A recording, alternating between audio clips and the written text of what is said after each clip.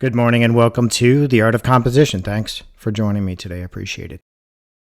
So I want to continue on with my video lecture series on some of the entries for Lens Culture's portrait contest for 2020. What I'm doing is I'm selecting my favorites and I want to objectively explain why I like them. The first thing that I notice about this photograph is that you have a nice swinging arc right here. You have great figure ground relationship. If you bring this image down to the size of a thumbnail, the composition is not overly complex, and you can see more of what I was talking about with this arc right here. And this diagonal line here is very strong. It counteracts this arc, and then of course you have this diagonal line here.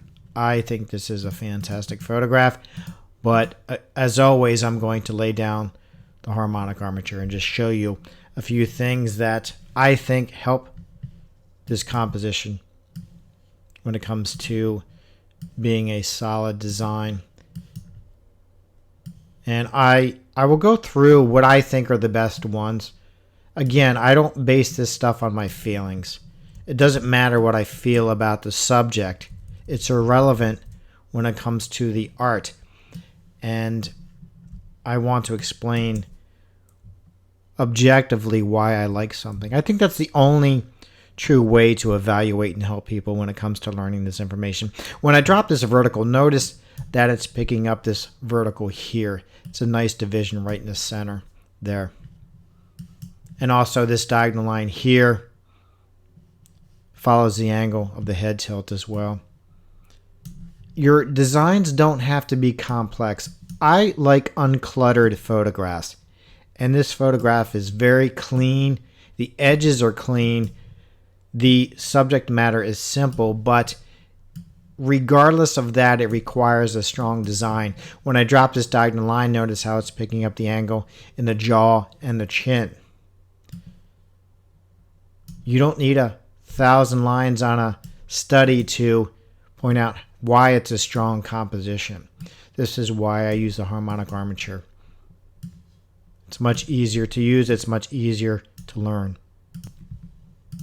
I hope these videos are helpful, and I will be doing more in the future.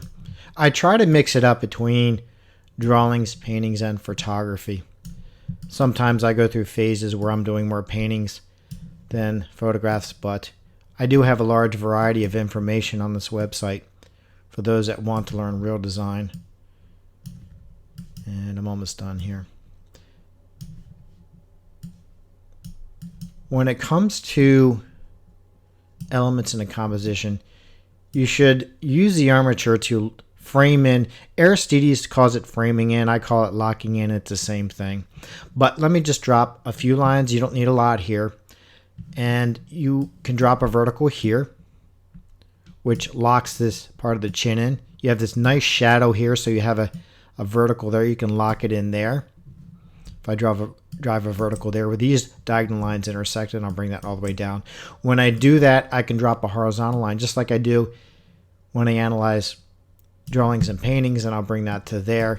Locks the top in, and then you have this diagonal line following the same angle in the hair. It comes down here, but you also have a division here right under the jaw. So you've locked the subject in just by a few lines derived from the armature.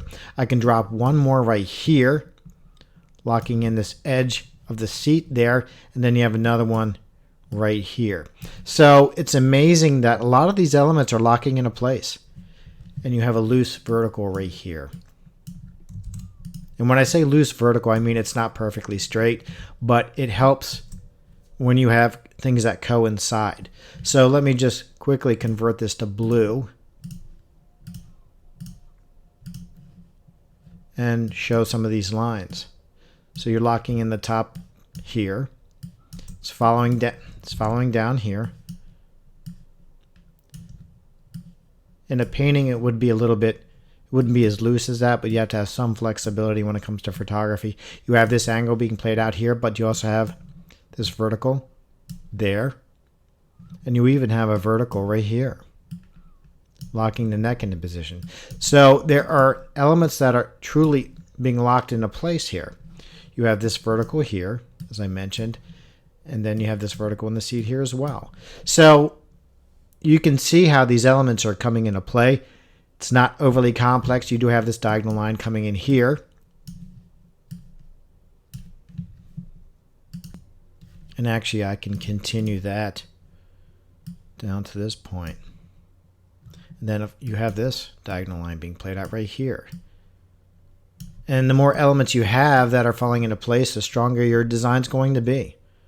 I think this one is one of the better ones out of the group. And like I said, I'll be doing more of these in the future for ones that I think are really strong. And like I said, you do have a vertical right there as well. I think it's a fantastic photograph. Thanks for joining me today. I appreciate it, as always.